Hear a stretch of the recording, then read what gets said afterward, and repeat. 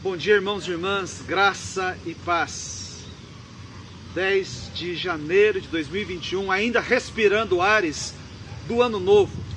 Quais foram as suas resoluções para este ano? Você está firme nesses propósitos ainda? Eu sei que algumas pessoas não ousaram a fazer resoluções de ano novo, devido ao histórico de insucessos do passado. Coisas importantes que deveriam ter como meta, não assumiram para si por causa de medos, por causa de frustrações. Se é o teu caso, Deus tem uma palavra para você hoje. Êxodo capítulo 3, verso 11, uma pergunta: quem sou eu? Não foi uma pergunta de retórica, uma questão filosófica, mas uma pergunta pessoal e muito doída, de um homem que um dia foi um vencedor, que chegou lá, nascido hebreu, foi adotado pela princesa do Egito. Ele teve a melhor formação que alguém poderia ter tido, viveu entre a elite de sua época, ele não desperdiçou a oportunidade, de modo que aos 40 anos de idade, veja o que Lucas diz a respeito deste homem. Atos 7, 22. Moisés foi educado em toda a sabedoria dos egípcios e veio a ser poderoso em palavras e em obras. Assim, ele foi um homem grande. E apesar de estar convivendo no luxo palaciano, ele sabia que o propósito da vida dele não era aquele ambiente, não era ser um egípcio. Deus tinha um propósito maior, que era dele ser o libertador do seu povo. Assim, ele apenas aguardou a oportunidade, a ocasião certa. E aos 40 anos, quando ele estava no auge do seu vigor físico e intelectual, preparadíssimo para o momento, ele achou que o momento de Deus havia chegado. Andando entre os seus patrícios, ele viu um hebreu sendo maltratado por um egípcio. Ele intervém, ele protege o hebreu e mata o egípcio. Com essa atitude, ele esperava que o seu povo entendesse que Deus o havia vocacionado para isso. Pelo menos é o que Lucas nos informa ainda em Atos, capítulo 7, verso 25. Ele pensava que seus irmãos compreenderiam que Deus o estava usando para salvá-los, mas eles não compreenderam. Resultado, ele foi duplamente excluído. O seu povo, os hebreus, o rejeitaram como salvador. O seu povo adotivo, os egípcios, ficaram com ódio dele na pessoa do faraó e queriam matá-lo. Por isso ele fugiu para o deserto de Midian, onde está a moderna Arábia Saudita hoje. Tudo isso lá nos idos do século 14 a.C. E então aquele que viveu como príncipe no palácio durante 40 anos, ele passa os próximos 40 como um exilado no deserto.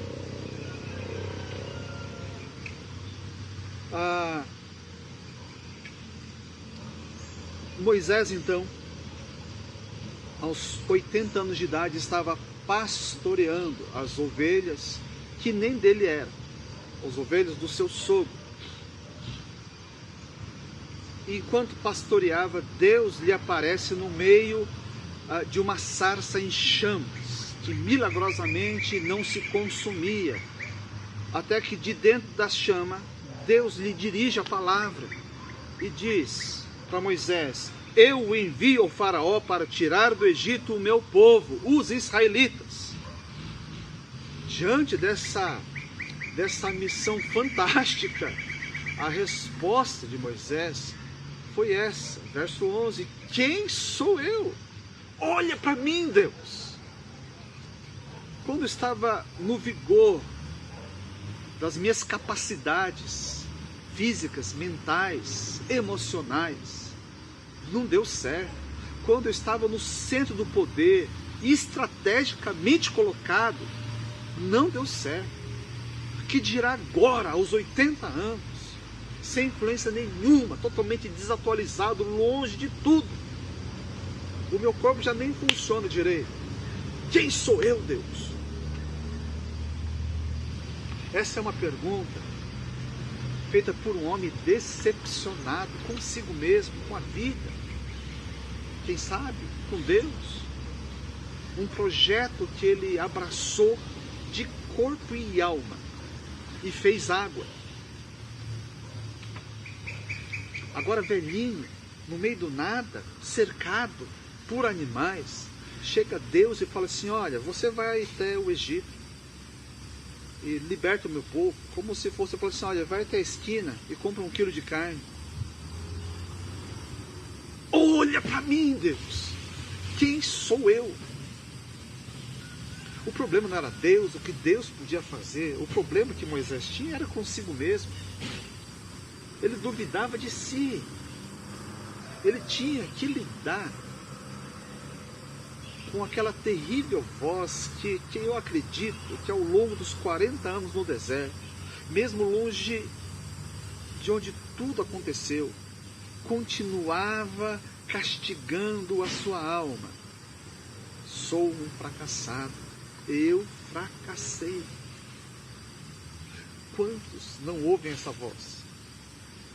Quantos não têm apresentado sinais de sucesso em algumas áreas, mas secretamente têm sofrido com essa percepção de fracasso? Sucesso em uma área. Eu conheci pessoas reconhecidas na sociedade como poderosos. Gente realmente que chegou lá aos olhos do mundo, mas que secretamente carregava dentro de si áreas de insucesso. Eu conheci um que, em termos de carreira, de profissão, poucos chegaram onde ele chegou. Mas ele tinha dores profundas, porque ele reconhecia um insucesso na área da família. Quanta dor aquele homem carregava.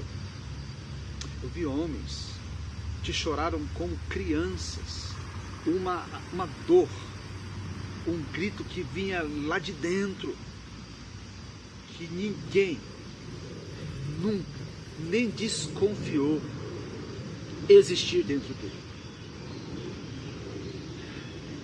Quem sou eu? Quem é você? Essa pecha de fracassado é muito pesado, difícil conviver com isso. Agora veja que Moisés não é repreendido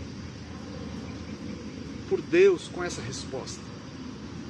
Antes ele é acolhido, e nós podemos ver isso muito bem através da réplica do Senhor, quando ele responde: eu serei contigo. Deus não opera uma cura instantânea. Deus não injeta ânimo e fé nas veias de Moisés. Antes, decide estar com Moisés. Haveria uma maneira mais amorosa, porque essa, estar com, mais do que uma declaração de amor, é uma demonstração de amor e cuidado da parte de Deus. E assim Deus começa um processo de restaurar a vida de Moisés, para que ele pudesse romper com esse muro que ele estabeleceu diante de si. E o primeiro passo foi enfrentar o gigante. Esse sentimento de fracasso, de vergonha, de derrota. E Deus o faz a partir daquilo que Moisés tinha. Porque vejam bem, esse sentimento de fracasso, de impotência, tem muito a ver com o nosso olhar dirigido para aquilo que nós não temos. E nós, parece que fica invisível. Perdemos a capacidade de perceber aquilo que nós temos, que dispomos. E Moisés acreditava não ter nada, condições nenhuma. Deus lhe pergunta: o que é que você tem nas mãos? Veja lá, Gênesis 4, do verso 1 ao 5. Moisés, ainda conversando com Deus, diz: e se eles não acreditarem em mim, nem quiserem me ouvir e disserem: o Senhor não lhe apareceu? Então o Senhor lhe perguntou: o que é isso em sua mão? Uma vara? Respondeu ele. Disse o Senhor: jogue ao chão. Moisés jogou-a e ele se transformou numa serpente. Moisés fugiu dela. Mas o Senhor lhe disse: estenda a mão e pegue-a pela cauda. Moisés estendeu a mão, pegou a serpente e essa se transformou numa vara em sua mão. E disse o Senhor: isso é para que eles acreditem que o Deus dos seus antepassados, o Deus de Abraão, o Deus de Isaac, o Deus de Jacó, apareceu a você.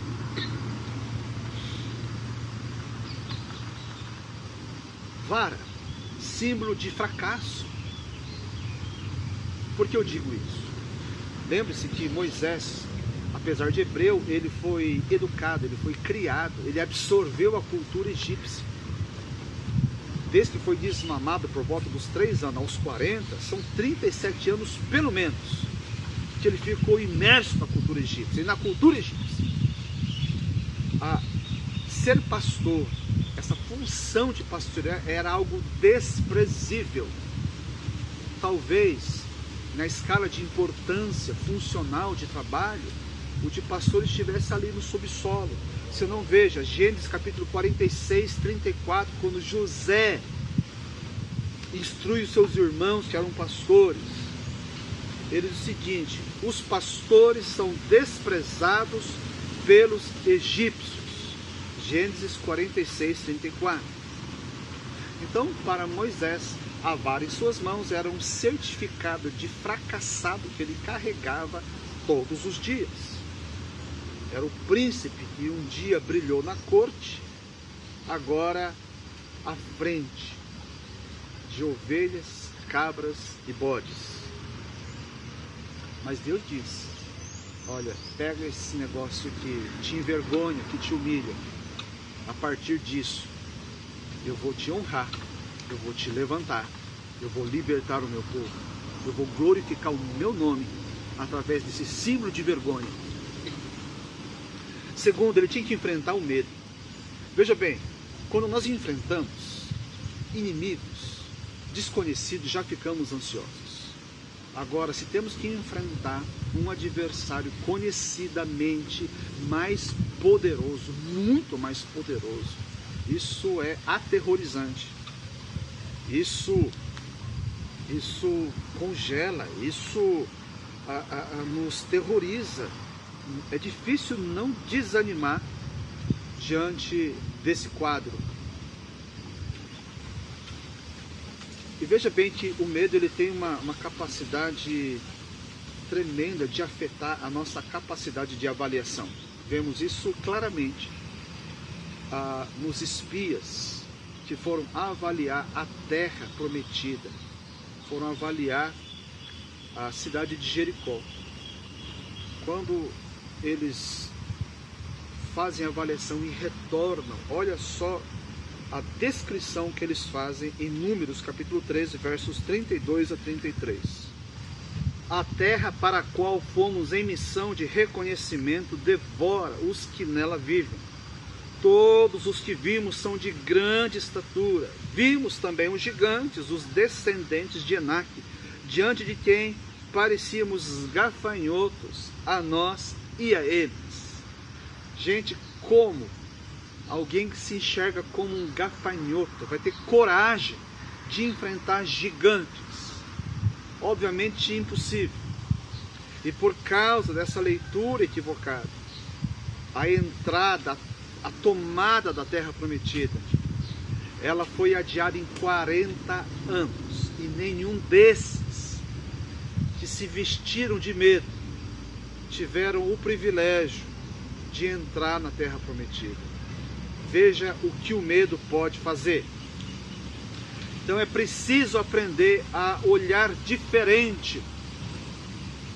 Não olhar segundo a nossa percepção, mas crer no olhar de Deus, naquilo que Deus decide. Moisés olhava para si e só via impossibilidades, limitações. Deus falou assim: Moisés, desvia o olhar disso tudo que você tem nas mãos. E através daquilo que Moisés tinha nas mãos, Deus opera sinais e maravilhas. Primeiramente transforma aquela vara em serpente, algo forte, poderoso. Não é algo de sentir vergonha. Uma arma que mata. 5 das 10 pragas foram mediadas pela vara. A água transformada em sangue, o surgimento das rãs, dos piolhos, do granizo, dos gafanhotos. O mar vermelho foi aberto, com a vara de Moisés sendo estendida. A água foi tirada da rocha, através da vara.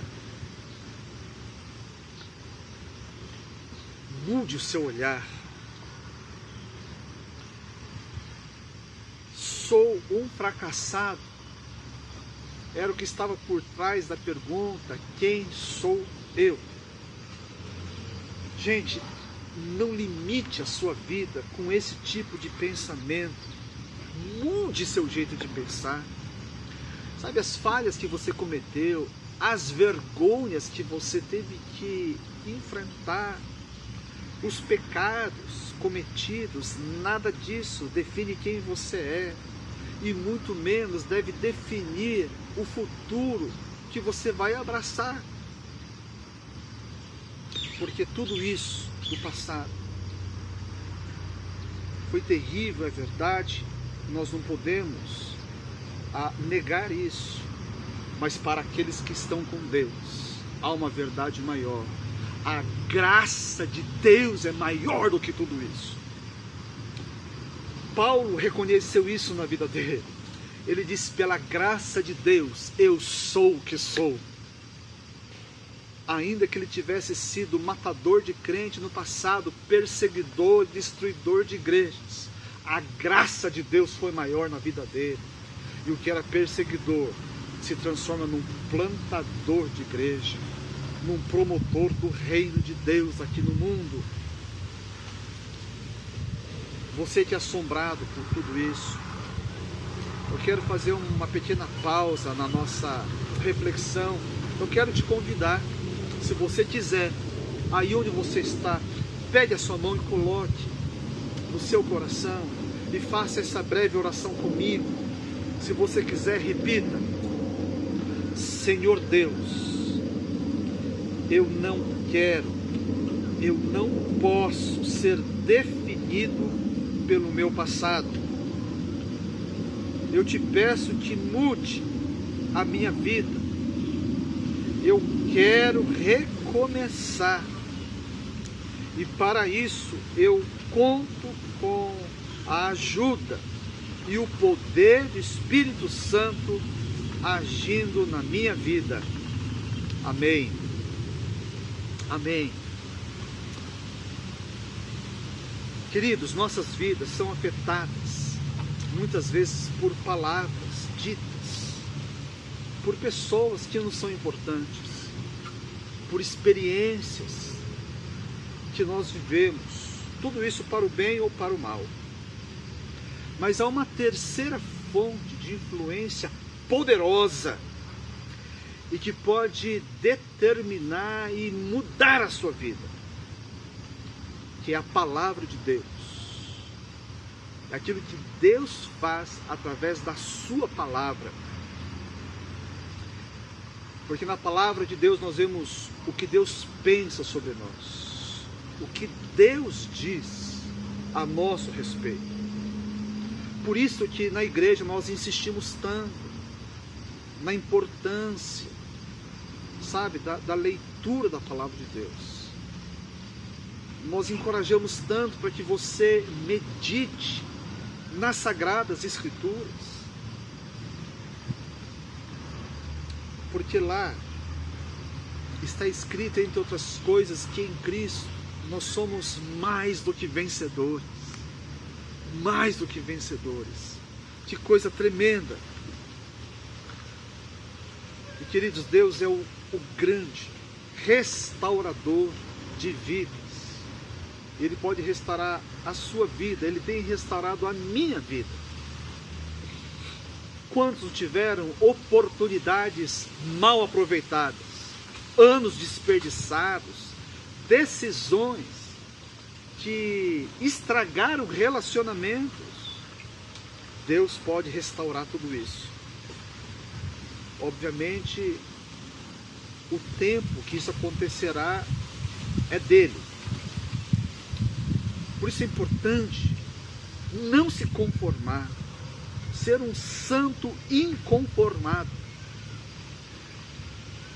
Nos evangelhos nós vemos que em alguns casos Jesus só fez milagre porque algumas pessoas eram firmemente inconformadas com a situação. Havia muitos cegos no tempo de Jesus, mas poucos eram como Timeu. Aliás, o filho de Timeu, chamado Bartimeu, quando ele soube que Jesus estava passando, ele não se fez de rogado, ele se desfaz de tudo que ele tinha e começa a clamar para que Jesus tivesse misericórdia dele. E porque ele foi inconformado, ele recebeu a cura, ele passou a ver. No tempo de Jesus, haviam muitos doentes, muitos inválidos, muitas pessoas incapacitadas, mas poucos foram como aquela mulher que durante 12 anos sofreu de uma terrível hemorragia, anêmica, fraca. Não obstante a situação de fraqueza dela, ainda que tivesse que ir arrastando, ela foi até Jesus e ela toca em Jesus. E por causa disso, 12 anos de hemorragia foram estancadas instantaneamente. Ela recobrou saúde, ela foi abençoada por Deus. O que você tem nas mãos é a pergunta. Faça o que está ao seu alcance. Faça a sua parte. Essa é uma das coisas que Moisés aprendeu. Deus não requer outra coisa a não ser aquilo que está ao nosso alcance, aquilo que é a nossa parte. Deus fala, ele finalmente entende, né, quando ele fala assim, Moisés, vá libertar o povo, vá libertar o meu povo. Moisés pensava, não sei como, eu não tenho forças, eu não tenho recursos, mas se Deus mandou, tá bom, eu vou. Aí alguém podia falar, mas Moisés, você não tem soldados. Moisés falou assim, eu não sei se vou precisar de soldados ou não vou precisar. Mas Deus mandou, eu vou. Mas Moisés, você já tem 80 anos, cara. Você já é um velhinho sem forças. Moisés ia olhar para si e falar assim, é verdade. Mas isso é problema dele, eu vou. Mas Moisés, o Egito é a grande potência mundial, cara. Tem um exército monstro. Os soldados estão armados até os dentes. Eu falei assim, cara, e você pensa que eu não sei? Eu morei 40 anos no palácio. Eu sei de todo o poder de Faraó. Eu conheço o exército dele. Eu já fui comandante do exército dele. Mas isso não é da minha conta. É problema de Deus. Eu vou. Assim, meus amados irmãos, o que estamos dizendo aqui não é fazer o que eu quero. Deus está embaixo dos meus planos. O que está sendo falado aqui é que se Deus tem uma vontade clara da parte dele para você, então não importa a circunstância, vá em nome de Jesus, faça a sua parte, o resto é responsabilidade dele. Seu casamento está mal das pernas, a coisa desandou, você entende que Deus odeia o divórcio e que Deus quer de você a sua parte feita de modo responsável. Faça a sua parte, faça a sua parte. Deus quer que você leve os seus entes queridos a Jesus Cristo, porque a vida é curta e o céu deveria ser o destino de todos os seus.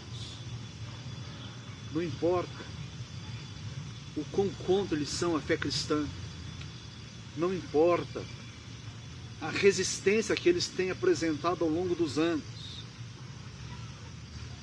Insista, não desista, ame os seus, seja familiar, seja um amigo, sirva as suas necessidades, pregue as boas novas e ore. O resto é com Deus. A Bíblia diz que Deus quer a sua santidade, meu irmão, minha irmã. Deus não quer que a gente caminhe em pecado. Se tem uma resolução que você deve abraçar para este ano e todos os anos que Deus te der, é uma vida em santidade. Ah, mas eu já tentei muitas vezes, ok, mas agora vai em nome de Jesus, é a vontade de Deus. Não negocie sua integridade, ainda que isso represente prejuízo financeiro, prejuízo de popularidade, ainda que você perca a competitividade, não interessa, não negocie. Vamos buscar uma vida de santidade e outros tantos desafios que você entende que Deus tem para a sua vida neste ano. Eu quero convidar você a fazer mais uma oração, antes da gente continuar. Se você quiser, repita comigo, coloque a sua mão no coração e ore: Senhor, em nome de Jesus, ajude-me a crer e a avançar segundo a tua vontade revelada nas Escrituras. Ajude-me a enxergar os pontos cegos da minha vida, as áreas em que eu preciso tomar atitudes corajosas, seja em relação à minha família, à minha vida espiritual, à minha vida financeira, à minha vida profissional, para a glória do Senhor, para o cumprimento do meu propósito. Amém. E eu quero insistir que pensamentos limitadores, castrantes, eles não podem continuar sendo alimentados na nossa mente. Eles precisam ser substituídos por pensamentos bíblicos e abençoadores. Filipenses 4:8, ele nos ensina no que pensar, o tipo de pensamento que abençoa e que faz a gente romper. Veja lá: finalmente, irmãos, tudo que for verdadeiro, tudo que for nobre, tudo que for correto, tudo que for puro, tudo que for amável, tudo que for de boa fama, se houver algo de excelente ou digno de louvor, pensem nessas coisas. Chega de vitimismo, amém, irmãos? Pregue. Antes de pregar para os outros, pregue para a sua própria alma. Confronte os pensamentos opressores na sua vida, pensamentos que roubam o seu ânimo, a sua coragem. Medo é um parasita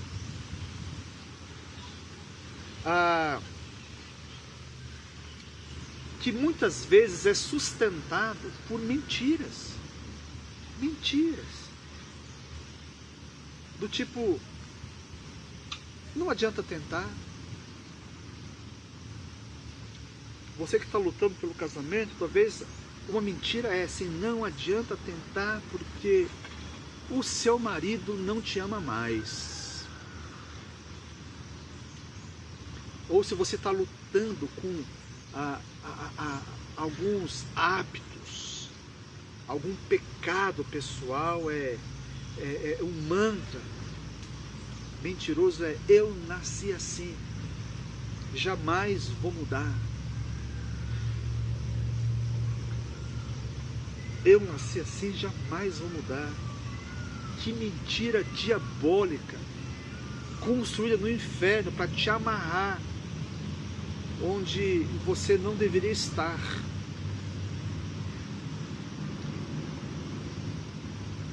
Para a nossa vida mudar, ela santificar, nós precisamos de nos agarrar à verdade. E Jesus deixa isso claro lá na sua oração sacerdotal, João capítulo 17, verso 17, quando ele diz para o Pai, orando por nós aqui, pelos seus discípulos de então e por nós agora: santifica-os na verdade, a tua palavra é a verdade. Santifica-os na verdade. A palavra de Deus, irmãos, é a verdade. Deixa a verdade da palavra tomar conta da sua mente, afetar o seu coração, transformar a sua existência, te levar a cumprir o propósito que Deus tem para a sua vida. E assim, a nossa vida será assim. Deus falou, está falado. Deus disse, então eu vou fazer. Essa é a verdade de Deus. Então pronto. Essa é a verdade de Deus. Moisés aprendeu e nós também devemos aprender com ele. A questão mais importante não é quem sou eu, mas sim quem é esse que me envia, quem é esse que confia em mim, quem é esse que estabeleceu um propósito na existência. Não é quem sou eu, mas quem é aquele que a si mesmo se chama eu sou. Deus é. E conforme nós andamos com aquele que é, nós vamos descobrindo não apenas quem somos, mas nós vamos sendo transformados naquele que Deus deseja que nós sejamos. Para encerrar, 1 Coríntios capítulo 5, verso 17. E assim, se alguém está em Cristo, presta atenção, é nova criação. As coisas antigas já passaram, eis que surgiram coisas novas. Você está em Cristo, você é uma nova criação. Por isso não cabe ficar dizendo e se definindo pelo seu passado. Algo novo foi operado, você foi transformado numa nova criação. Coisas novas surgiram e outras mais nós vamos descobrir conforme nós vamos andando e vivendo com Cristo. Que Deus nos abençoe. Pai Santo e Deus bendito, no nome de Jesus, temos um ano inteiro pela frente ainda, 2021, queremos abraçar este ano com coragem, ó Deus, aguardando coisas novas, por causa de uma nova mentalidade, uma mentalidade afetada por Tua Palavra. Queremos ser dirigidos pela Tua Palavra, queremos ser santificados pela verdade, e a Tua Palavra é a verdade. Deus, todos esses que têm sido assombrados como Moisés o foi, durante 40 anos é tempo demais, nós não temos tempo assim a perder. Ajuda, Senhor, esses a acreditar, ó Deus, de que o grande eu sou pode também transformar esse eu abatido, desacreditado, acovardado, medroso, assombrado pelo passado, num eu cheio de coragem e ânimo, um eu afetado pela tua palavra, pela tua vontade, pela tua presença conosco. O Senhor foi com Moisés, o Senhor é conosco também. A tua palavra nos garante isso. Eis que estou convosco todos os dias, até a consumação dos séculos. Que essa presença santa de Jesus possa ser discernida por cada um de nós, de modo que no dia a dia, a nossa vida, ela seja resultado dessa percepção da presença do Santo de Jesus Cristo, o nosso Senhor. Abençoa-nos, todos nós que estamos abraçando mais uma vez resoluções importantes, baseadas na Tua Palavra. Queremos romper em áreas estagnadas, áreas de derrota, queremos ser transformados em áreas de vitória, para que o Senhor seja glorificado através das nossas vidas, através dessas vitórias, e nós mesmos possamos experimentar uma nova alegria, ó Deus, por viver a vontade de Deus neste ano de 2021. Assim nós oramos, ó Deus, alimentando uma expectativa tão linda, no nome de Jesus. Amém. Em todas as lutas e